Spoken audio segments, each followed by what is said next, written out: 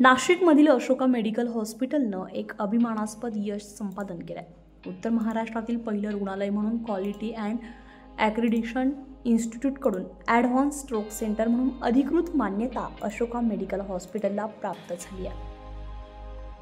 या advance stroke सेंटरच्या उद्घाटन सोहळ्याचा कार्यक्रम मोठ्या उत्साहात पार पडलाय। यावेळी प्रमुख न्यूरोलॉजिस्ट आणि संचालक डॉक्टर विशाल साळवे यांनी सांगितलंय की QAI कडून मिळालेली ॲडव्हान्स स्ट्रोक सेंटर मान्यता ही आमच्या गुणवत्तेची, उत्कृष्टतेची आणि सातत्यपूर्ण प्रगतीची साक्ष आहे।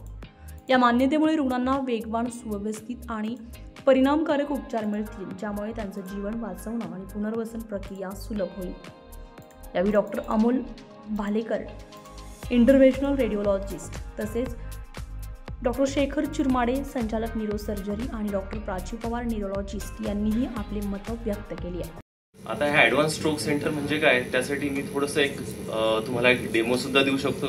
आणि जेव्हा पण स्ट्रोक म्हणजे काय की अचानकपणे ब्लड सप्लाय, ब्रेनला होणारा रक्तपुरवठा अचानक बंद होणे आणि पेशंटला अचानक पॅरालिसिसचे सिम्पटम्स येणं आणि पेशंटला तिथपासनं तर पुढची ट्रीटमेंट करणं, याला आपण एक स्ट्रोक प्रोटोकॉल म्हणतो। जेव्हाही पेशंट आपल्या इमर्जन्सी डिपार्टमेंटला काही सिम्पटम्स घेऊन येतो, काही लक्षणं घेऊन येतो स्ट्रोकचे, त्या स्ट्रोकच्या लक्षणांमध्ये आपण एक बी फास्ट हे एक सूत्र वापरतो।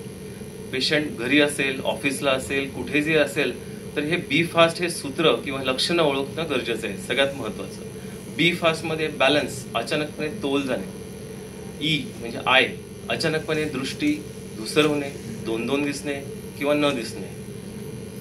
बी फास्ट, एफ म्हणजे फेस, चेहऱ्याचा वाकडेपणा, फेशियल डेव्हिएशन, अचानकपणे बोबडी होणे, एस म्हणजे स्पीच, स्लरिंग ऑफ स्पीच, नंतर अचानकपणे तोल जाणे, बॅलन्स जाणे, स्पीच जाणे, नंतर हात आणि पायाचा लुळेपणा होणे किंवा विकनेस होणे, हे जे लक्षण आहेत। आणि शेवटचा जो आहे T, time is very important. आपल्या न्यूरोलॉजीमध्ये एक सेंटेन्स आहे, टाइम इज ब्रेन। कारण प्रत्येक सेकंदाला जेव्हा हा रक्तपुरवठा खंडित होतो किंवा रक्तपुरवठा थांबतो, तेव्हा प्रत्येक सेकंदाला 36,000 ब्रेन सेल्स मरतात, 36,000। जर तुम्ही वेळ दौडाल तर हे सेल्स डेड होतील आणि हा पॅरालिसिस किंवा अपंगत्व हे आयुष्यभर राहील। पहिले जुन्या काळात असं असतं की पॅरालिसिस झाला, ब्रेन स्ट्रोक झाला, ब्रेन अटॅक आला तर पेशंट संपला, पण नाही, त्याला आम्ही मात केली आहे। कारण हा एक स्ट्रोक प्रोटोकॉल आपण डेव्हलप केलेला आहे, त्याच्यामध्ये पेशंटला हा पॅरालिसिस तर पूर्ण बरा होतोच, पण एक नवीन जीवन सुद्धा मिळते। आपल्यासमोर उदाहरणं आहेत बरेचसे।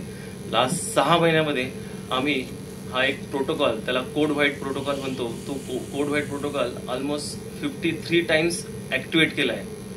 53 टाइम्स ऍक्टिव्हेट करून त्यातले 29 पेशंटला हे एक जे थ्रोम्बोलायसिसचं एक इंजेक्शन असतं ते आपण त्याला प्रोव्हाइड केलेलं आहे, जेणेकरून त्याचा पॅरालिसिस तर बरा झालाच आणि जीवही वाचला।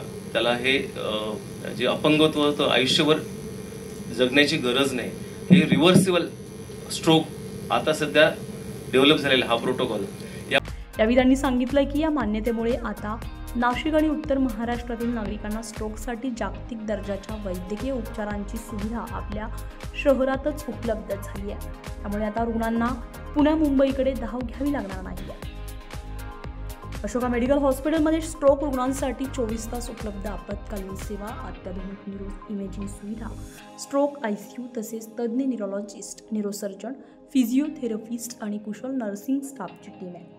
या कार्यक्रमात central head Shri Anup Tripathi, marketing head Shivkumar Rohade, doctor Ushali Patil आणि अनेक डॉक्टर उपस्थित होते।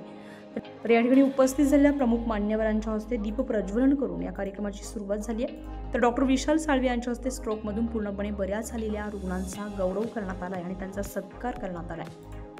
उत्तर महाराष्ट्रातील स्ट्रोक उपचार क्षेत्रामध्ये ही एक ऐतिहासिक पायरी मानली जाते।